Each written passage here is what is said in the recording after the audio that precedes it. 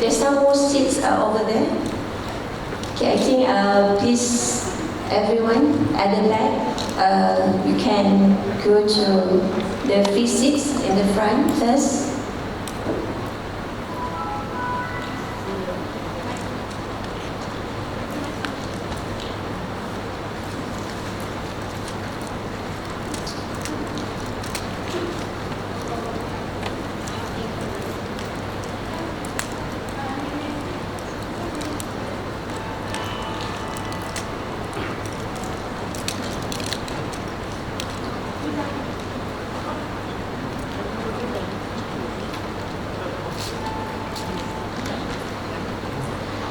Good morning, ladies and gentlemen.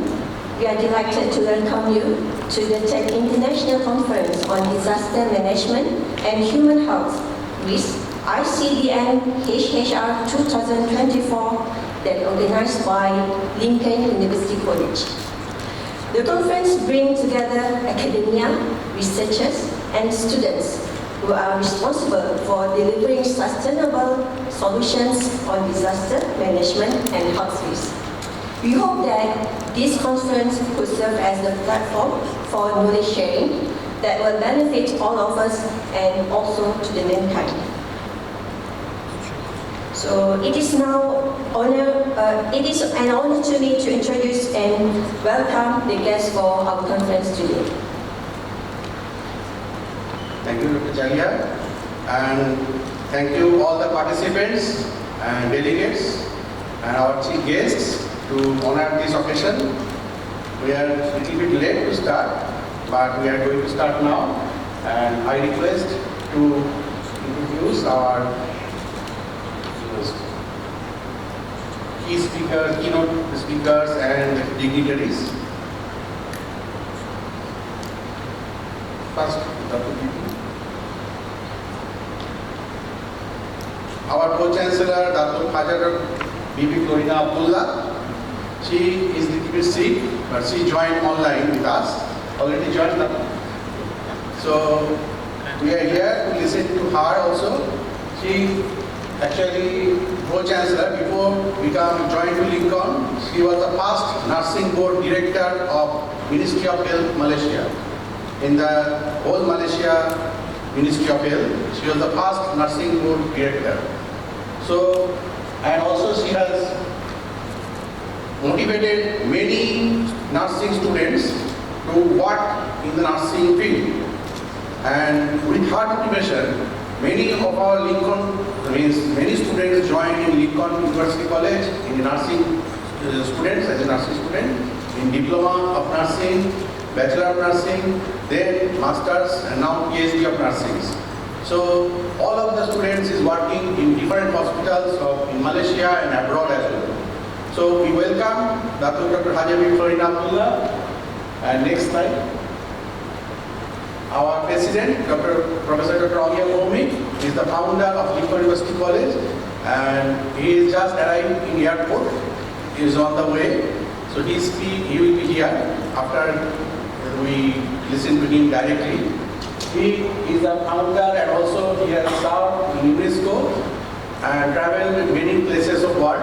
Always he is traveling. Whenever you check, he is traveling every day and night. And with his motivation and support, we have Lincoln University College in different countries. We have Lincoln University College in Somalia, we have Nigeria, we have in South Africa, Lesotho, we have Lincoln University College in branches, courses are running in Sri Lanka, China, and also Myanmar, and also in other countries, UAE, etc. So, recently we have opened campus in Australia, Sydney, that is running BDIS and MBIS program.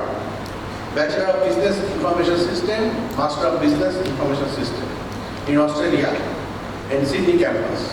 So we are here, and this conference I have joined Lincoln University College in 2010 when it is Lincoln College, and now we are the third top university in Malaysia. As per Ministry of Higher Education ranking, it is 6-star rank. consecutively for last 6 years. We have Times ranking. It is the third top university, private university. In the private university, is the first in the Malaysia. We are running more than 160 above programs, and within that, more than 80 is postgraduate programs. And all of you are joined, also many of you have joined as a University College, PhD scholars and master's program students. Next, our Vice Chancellor and CEO is Ambassador Mohammad Yusuf. He is a former ambassador of Brunei and Japan from Malaysia, and he has joined in Lincoln University College many years back as Deputy Vice Chancellor of Student Affairs, and last few years he is the Vice Chancellor and CEO of Lincoln University College at present. Due to some other responsibilities, he cannot come, make it of time here to come out. He is running other things in university. So all of you know him, and we will now introduce our guest, Mr. Michael Simon. He is the Chief Executive Officer and Chief Farming Officer of Homegrown Productions and Homegrown Farms. Homegrown Productions is the TV channel he is owning, and also the Homegrown Farm is the aquaponics farm he started in Malaysia, and he also started the rooftop gardening, and that vegetables he is making to sell, as well he is donating the vegetables to old age home and other charity works. So we are very honored to have him with us, Mr. Michael. Next. And also we are thankful to Dr. Neil Martin from Philippines. He is so friendly that he traveled from Manila, from Philippines, from his state to Manila, then come here yesterday night and to join this event. Even I told that, sir, if you cannot make, he is always traveling also, and he make out the time to attend. You know, he told me, yes, I will come in Lincoln University and in the event. Last event he also here with us, and he is supporting his PhD in nursing, and also he is the head of international affairs and coordinator of Mirando State University, a public university in Iligan City of Philippines. Thank you, Dr. Neil, for coming. And that session will be chaired by our Prof. Dean, Prof. Dean, Prof. Santona, Dean of Nursing. She is also very efficient, you know already, very experienced person from UKM, and she has guided lots of PhD students, and also now as a guiding day and night. And also as a student, you know how, as a dean, what is the responsibilities running more than 12 programs in her faculty itself, managing so many staffs, and also guiding the students herself. So we have opportunity to with us to get her here, and also we must mention that my most supporter, Dr. Hafiza Che Hassan, our Deputy Vice Chancellor Academic. I think last slide I don't know. Oh, no picture, no problem. So Dr. Hafiza is very efficient, all of you know. She is the academic Deputy Vice Chancellor. All the academic matters under her, and she is pushing. Previously, she was the nursing faculty dean, and now she is the Deputy Vice Chancellor Academic, and she is pushing all the faculty academic matters, accreditation, everything under her.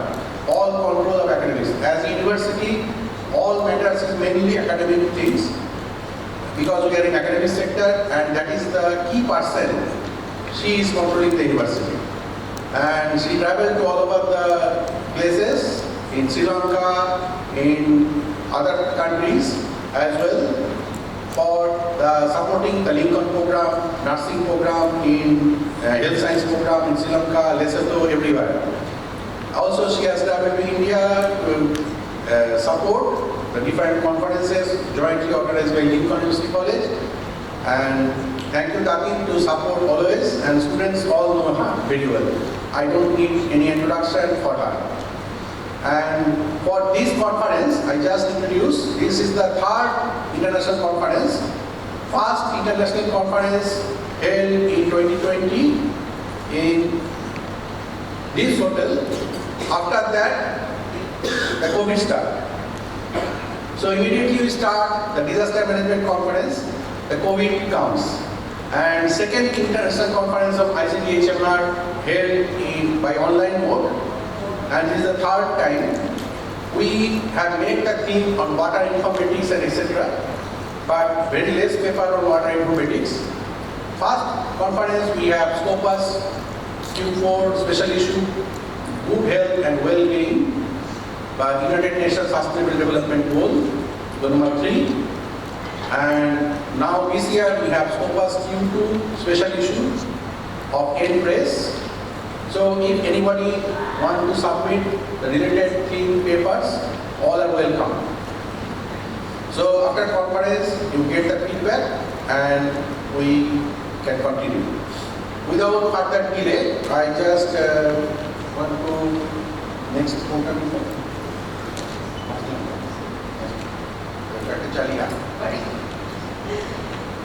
Okay, for a brief moment, we would like to invite you to rise and sing the national anthem. Please, may all we rise.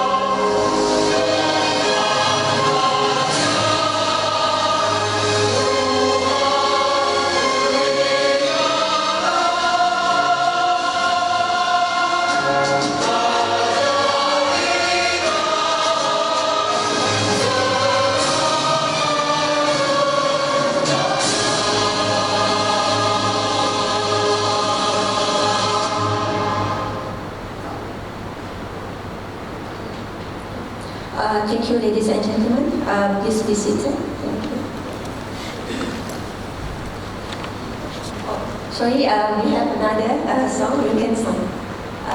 We may rest again.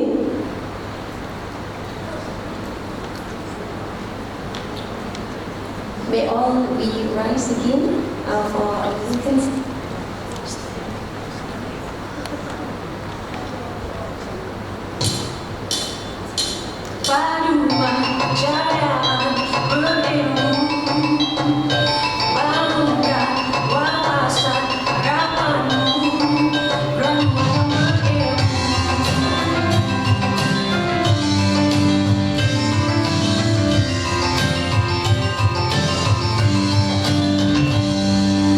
Girl,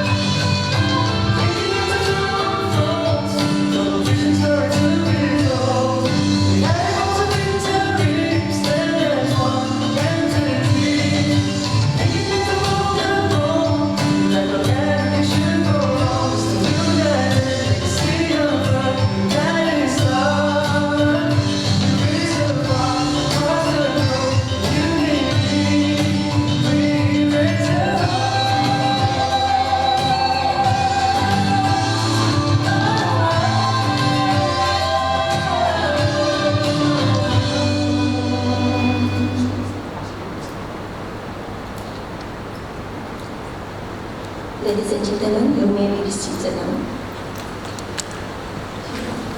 Ladies and gentlemen, before we begin, let's have some music moment.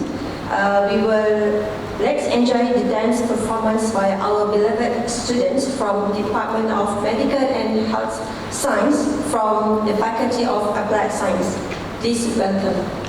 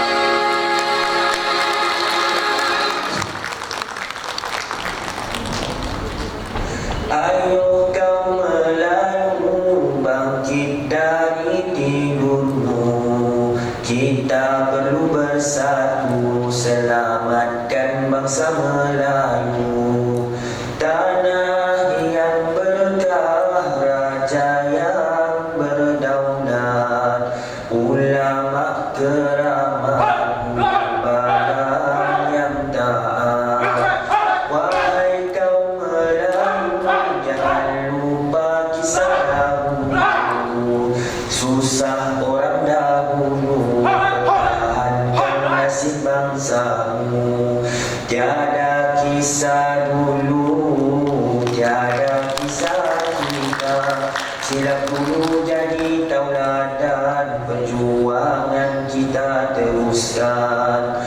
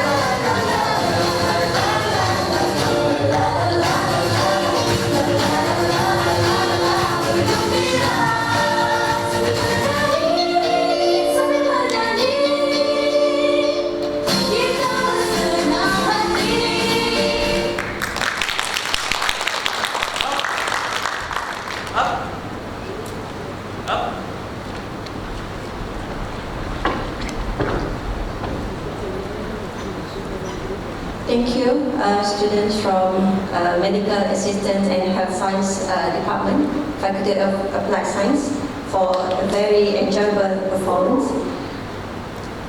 Give them a big applause. All right, ladies and gentlemen, before we begin, I would like to just brief the conference agenda for today. We will begin with the welcome address by our Honorable CEO, followed by inaugural talk by our Honorable Chancellor, presidential address, and also the keynote address. Then we will start the open paper session at this ballroom and another rooms, which is the Pahlawan room 7, 8, and Pahlawan room 3. And for all the participants, you need to go to the respective room to present your paper. And at the end of this conference, later on in the evening, we have the valedictory sessions. Let us now begin the conference. Distinguished guests, faculty members, and participants, ladies and gentlemen, please welcome Yang Berbahagia Datuk Yusof Abu Bakar, our Honorable CEO, to deliver the welcome address. Please welcome.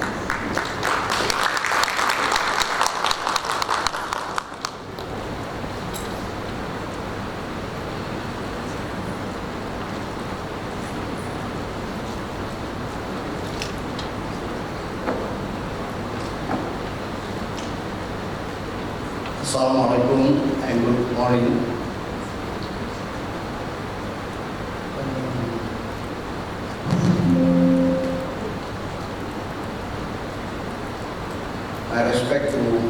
UBC academic, distinguished guests, distinguished participants. I'm honored to be here to welcome all of you to the third international conference on the disaster management and human health. This is the third time. Every time we have a conference, we are expecting the feedback and the impact, not to the academic world, but to the society. I hope by the end of this conference, we'll be able to see some light or some solution for this issue. Right now, Lincoln have formed a group of researchers who are not only looking for the solution, but looking for the innovation and commercialization. In this conference, we hope some or other will be able to work together with this group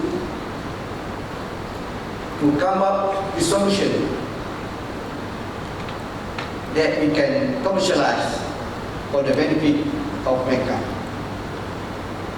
It looks quite difficult, but with our innovative and creativity, we able to give some highlight how to solve the problem and we commercialize it for our benefit. In this regard also, we hope this conference can be a channel for the venue for our participants to express their concern about the issue. What we need to come up with something tangible and practical so that people can use our research for the future use. I want to take much of your time. Once again, I welcome you to the conference and wish you all the best. Thank you very much.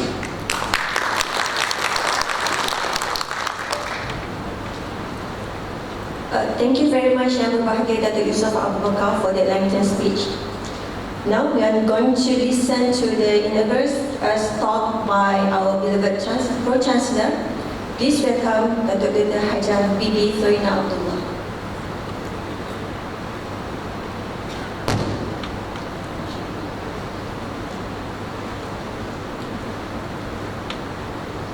Terima kasih, Mak.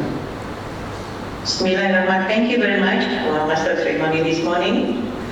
Bismillahirrahmanirrahim. Assalamualaikum and a very good morning and selamat pagi to all participants. I would like to address the presence of our Vice Chancellor and also the Chief Executive Officer of Lincoln University College, Professor Dr. Ambassador Yusuf Bakar. And also I can see here Deputy Vice Chancellor Academic, Professor Datin Dr. Hafiz Haji Hassan, and of course our organizing chairman, Dr. Sandip, who is also the Deputy VC for Research and Internationalization, and all our deans and our lecturers and all that. And of course, I would like to welcome our Dr. Neil Madurala Martin from the Mindanao State University. It's nice to have you again, and of course to all the distinguished speakers and participants. So greetings once again, and welcome to this third international conference on disaster management and human health risk, where I think scholars from all over, because I can see the record here. We have participants from Indonesia, from India, from China, Pakistan, from Nigeria, from Yemen, from the UAE, the Philippines, and of course from Malaysia. So I understand you are gathered today to convene, to share insights and approaches pertaining to the constructions of communities that are resilient to natural calamities. We should collaboratively investigate novel approaches to alleviate hazards and improve global disaster readiness. So therefore, I'm pleased to officiate this third International Conference on Disaster Management and Human Health Risk, organized by Lincoln University College Malaysia, led by Dr. Sani Poda and his team. So I would like to congratulate him for this. So addressing climate change, population growth and urbanization is the utmost importance due to the profound consequences they have on human health. Promoting social equity, guaranteeing access to pure water, sustaining ecosystems and agriculture, and mitigating natural disasters are all aspects of sustainability that contribute to improve public health outcomes. So therefore, the data science integrates scientific knowledge into policy, practice, and research on disaster risk reduction. Stakeholder communication is, of course, the utmost importance. So a critical component in emergency situation is the statistical and computational progress, along with knowledge of risk in disaster reduction and digital health. This methodology promotes sustainable development and a healthier biosphere, which ultimately benefits human health. So actually, for now, Lincoln University is an esteemed, just want to recap, an esteemed establishment committed to advancing scholarly inquiry and scholarly excellence. Since its inception in 2002, LUC Malaysia has simultaneously solidified its reputation with respect to rankings. We have maintained 3 circles of Setara 5, which is a 5-star accreditation since 2017 from the Malaysian Ministry of Higher Education. And of course, it has rated us for 3 times. As per the 2023 impact rankings, Lincoln University College is ranked within the range of 201 to 300. And it is 53rd respect in the world according to the Times Higher Education Impact Ranking for quality education delivery. And of course, in QS Asia, we also have a standard that is in number 248 in QS Asia University ranking. So I'm very pleased to to announce this, because actually we are a global player as well, and not only a local player. And for this conference, I'm very delighted to express my gratitude to all our stakeholders for your ongoing support, participations and assistance in organizing this champion conference. So in my capacity as the Pro-Chancellor, I'm delighted to have the presence of all of you, the speakers, the participants. You are very, very important because the outcome of your conference will be made of use later. You all come here to solicit that this conference deliberate and discuss the myriad aspects of these stimulating subject matters, ultimately formulating recommendations that promote the subject matter, ultimately promoting recommendations that promote a more harmonious and health conscious and improved global environment. So once again, thank you very much for your presence, and especially to the organizing committee. So I hope that whatever deliberation you have later, we can all share among ourselves. So I wish the conference a great success. So thank you, Assalamualaikum, and have a good day. Thank you very much, Dr. Hajah Bibi Florina Abdullah, for the remarkable speech. Ladies and gentlemen, we are also honored to listen to the presidential address by our Honorable President. Please welcome Prof. Dr. Amir Monik to the stage to deliver his speech.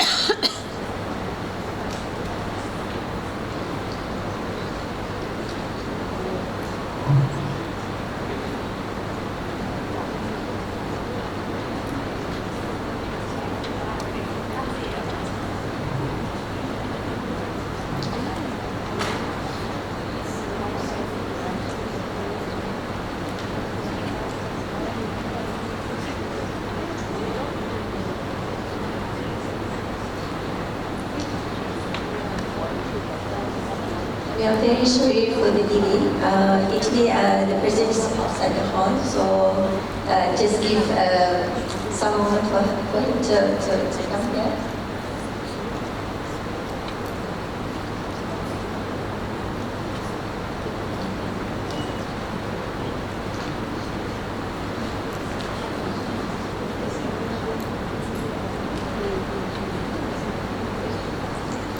Alright, we'll proceed with the next agenda while waiting for our president. So, ladies and gentlemen, we have come to the next agenda of our conference. We are pleased to welcome Mr. Michael Simon, the Chief Executive Officer of the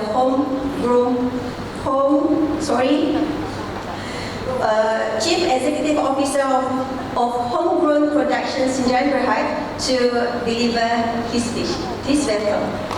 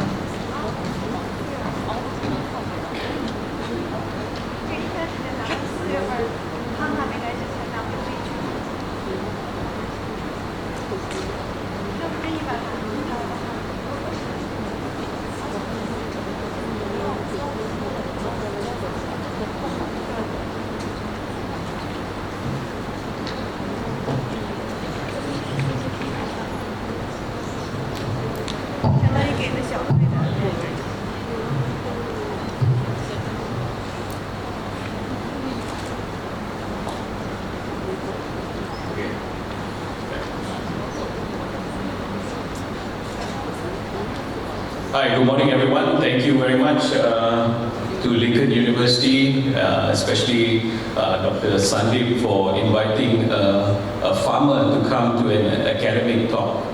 Right?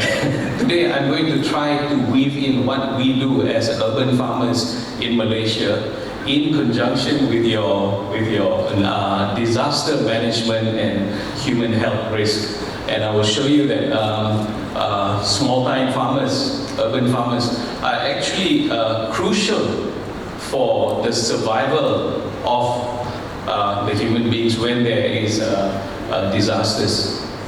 Right. Before we go on, let me show you what we do for a living. I'll show you a short video of our farm. Because the audio is not connected, I have to play the audio from my phone.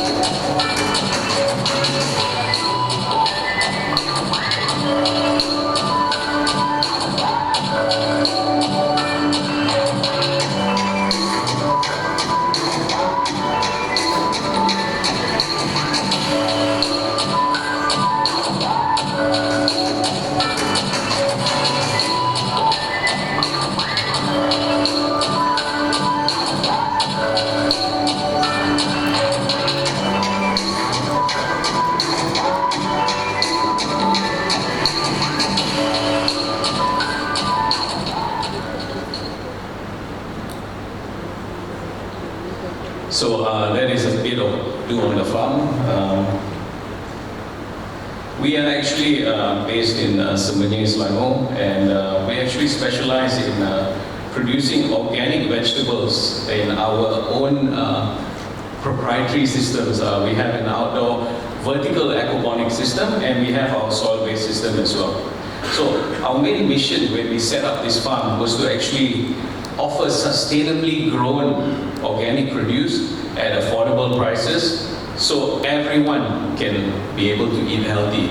Because in Malaysia, when you talk about organic food, when you walk into a supermarket, a lot of people don't look at the organic aisle because the prices are up to 300% more.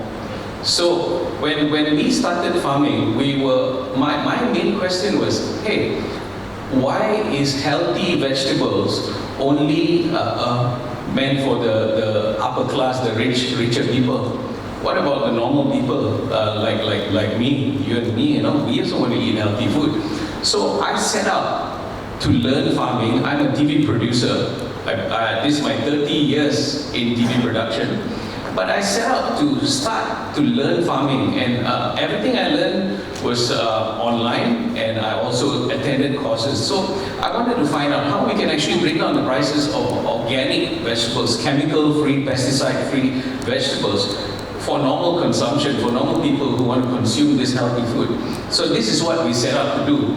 And in 2018, we joined this competition called the Khazanah New Entrepreneur Outreach Program. So we were in a whole group, the cohort were all tech companies.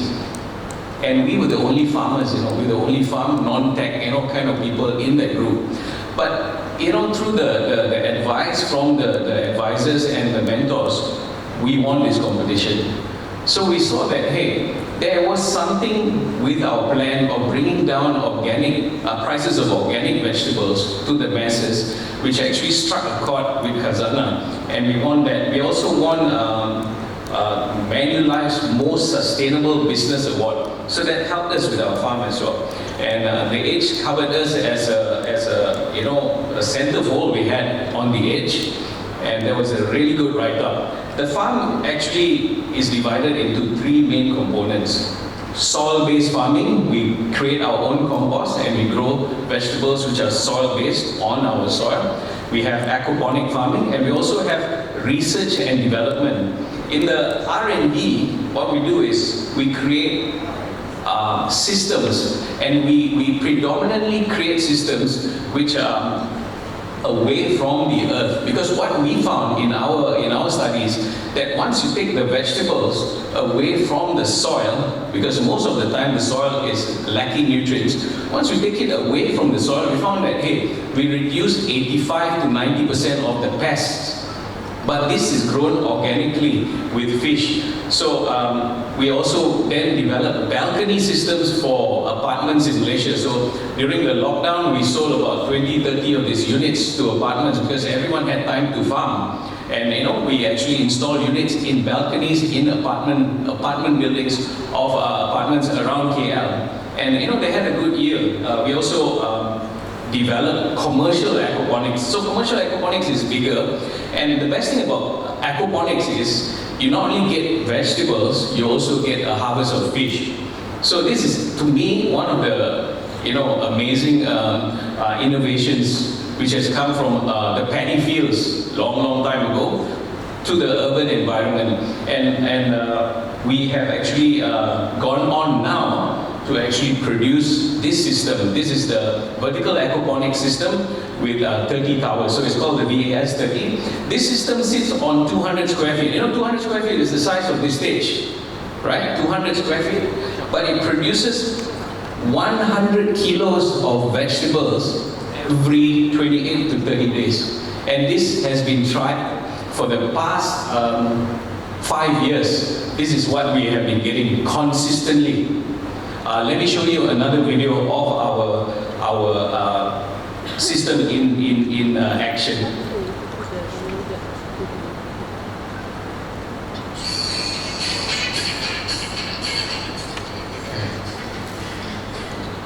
So sorry, I'm trying to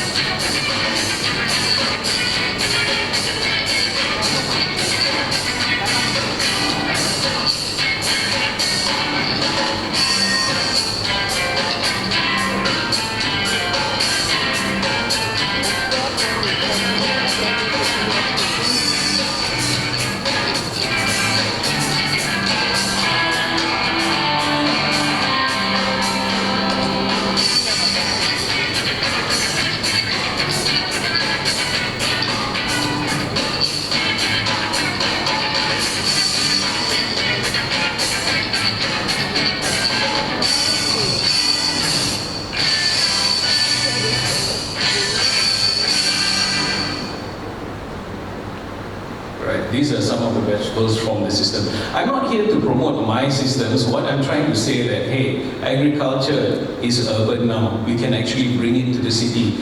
We don't need to rely on the farms way far away. We can actually bring farms into the city. And we play our role in creating rooftop farms. We actually look at marginalized spaces in the city, and we build farms there as well. And we build it vertical because we use very little space, but we get a whole lot of produce. And these are all organic because it's powered by the fish.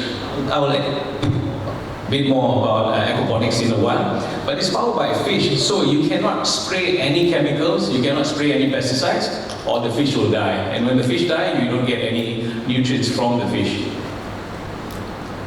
This is the first top farm in Kuala Lumpur. We were given a challenge by UOA, the developers. They were not convinced that we could build rooftop farms which actually produce, and actually in 30 days they actually came up to the rooftop, and we had a steamboat lunch when they plucked the vegetables from the system and had it for lunch. I'll show you a bit more later.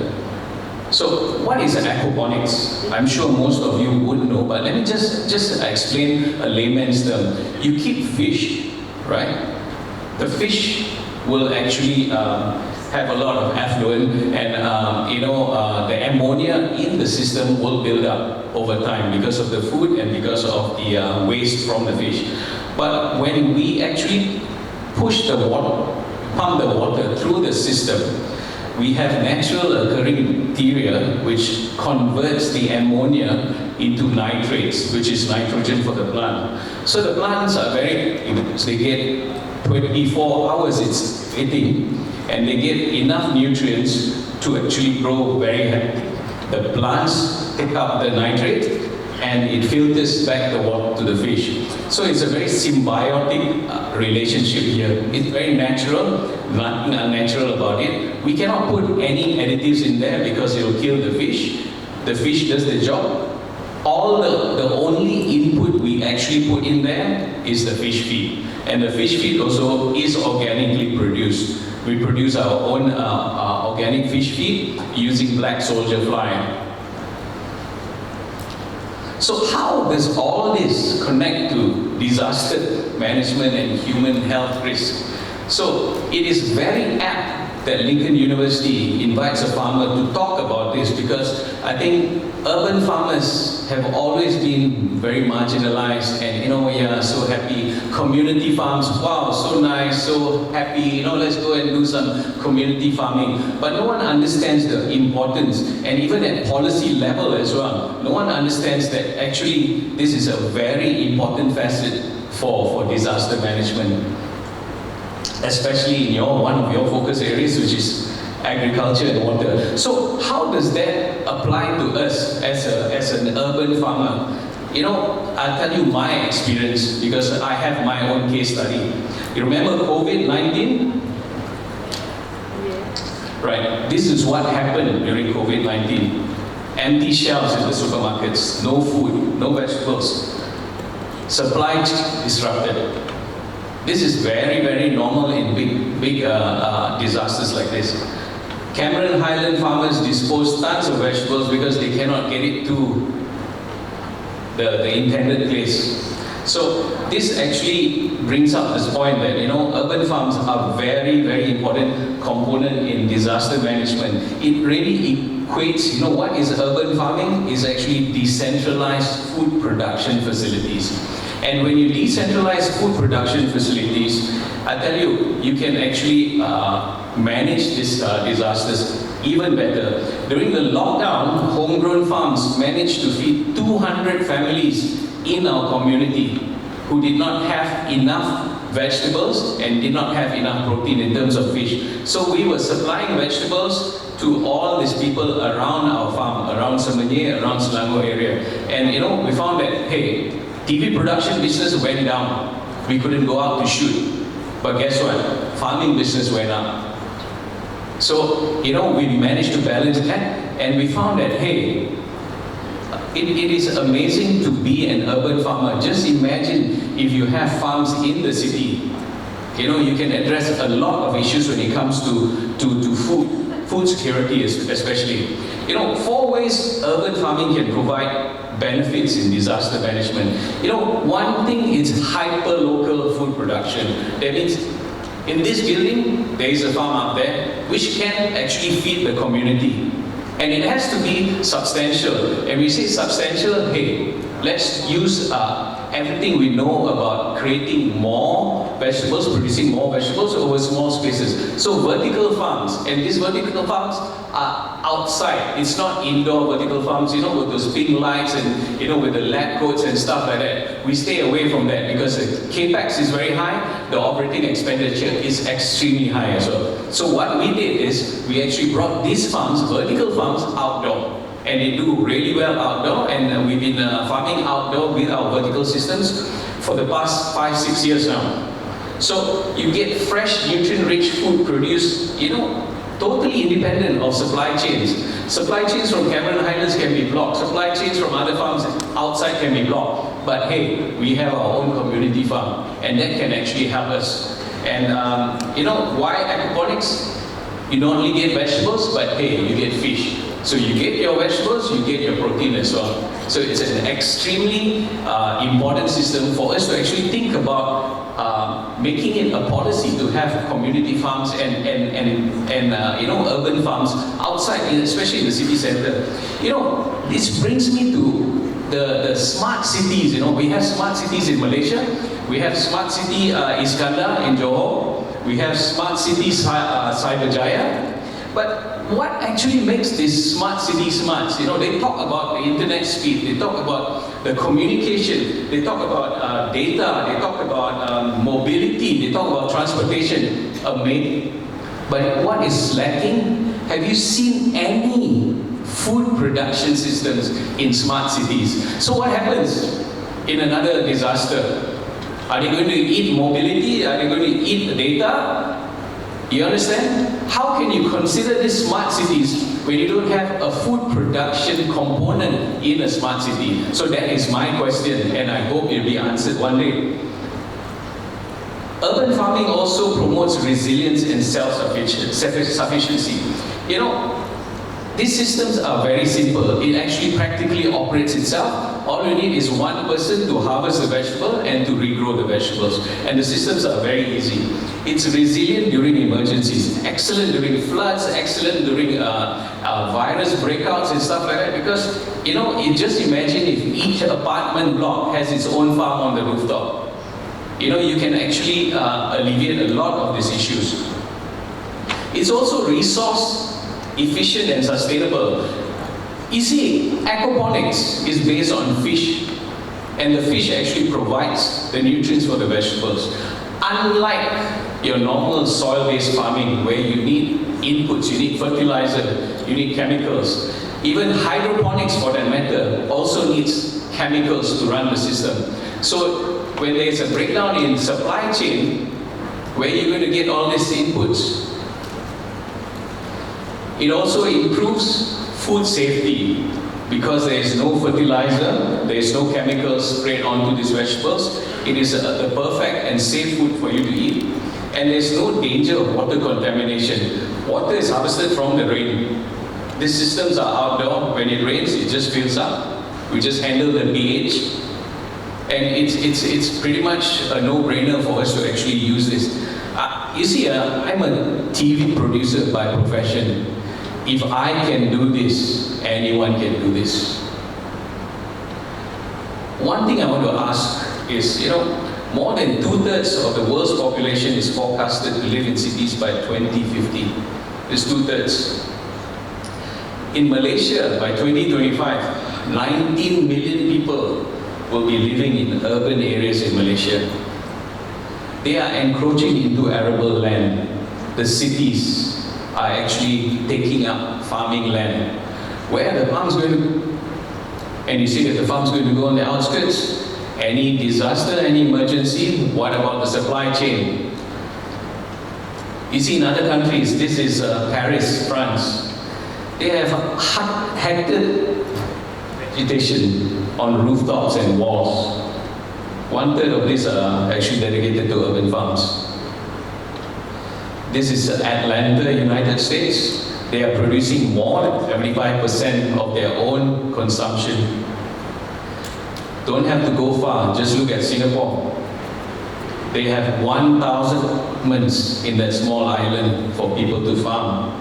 They have urban farming in the urban areas. This is Sky Greens, vertical farming. They have Comcrop, which is also an aquaponic vertical farm in Orchard on one of the buildings. In Hong Kong, rooftop farms have actually become so big. This is Food Republic, which actually makes rooftop farms. This is one of their farms. They actually have 51 urban farms in that small space. You know, you take a look at outside here, you look at, go upstairs here and look at all our rooftops. All our rooftops are empty. You know, this rooftops empty. These are very precious real estate which has to be utilized. This is another video which actually shows our first rooftop farm in Bangsa. Let me play this for you.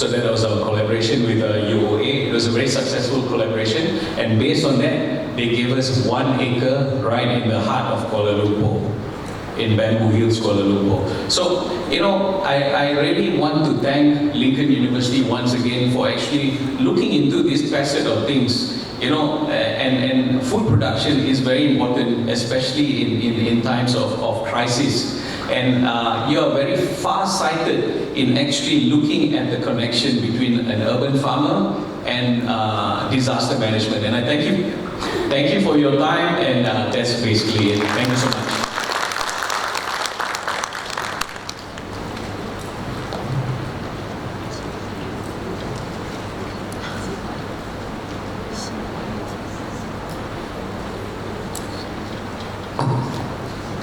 Thank you, Mr. Makasalan, for a very informative sharing on his organization, Urban Farming Practices.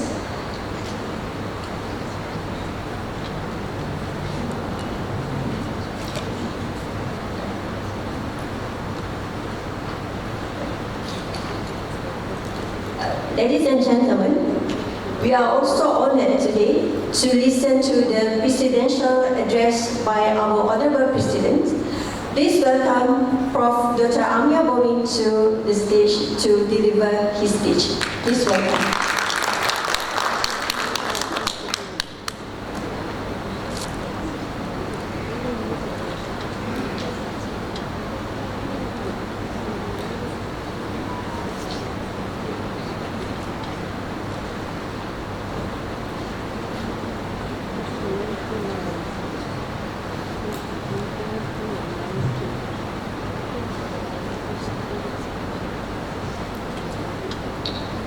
Assalamu alaikum and good morning to all of you, especially our CEO, Dr. Yusuf, and Chief Guest, Mr. Michael Simon, Dr. Abija, DVC Academic, and distinguished guests, research scholars, participants. Very pleased to be here this morning to talk about the theme disaster management and human risk. And I was listening to Mr. Michael's speech with evidences. the first thing it comes to my mind, nothing but we got to handle disaster in our mind first. If we cannot handle disaster in our mind, we cannot handle disaster outside. Now all these, as you rightly said, that by 2025, more than 19 million population will be living within urban area. And this urban area basically taking away agricultural land. So why people are coming to urban area?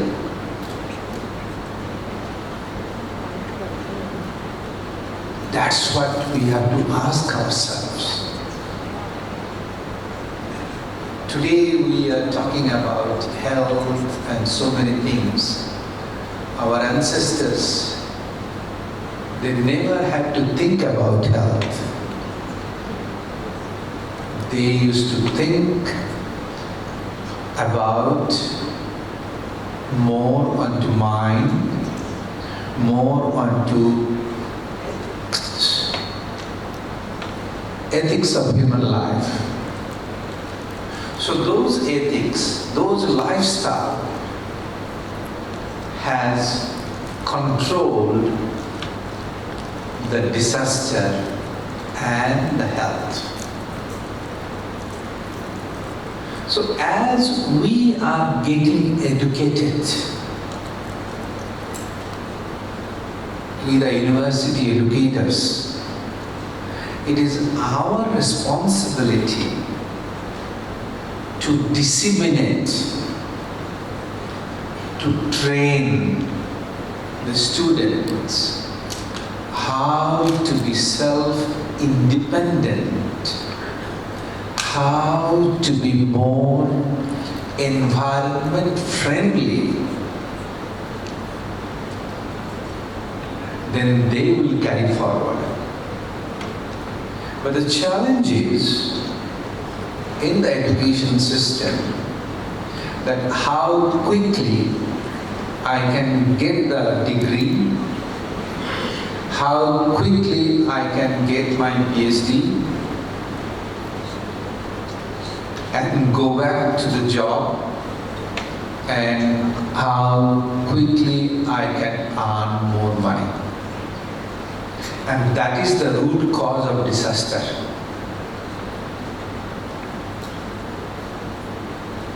We can have all those workshops, we can have all those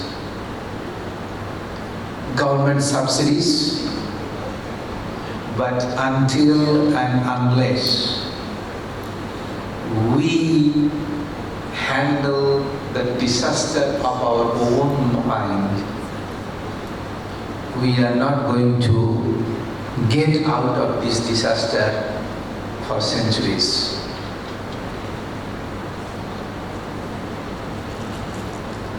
Nowadays you don't find any more agricultural university at all.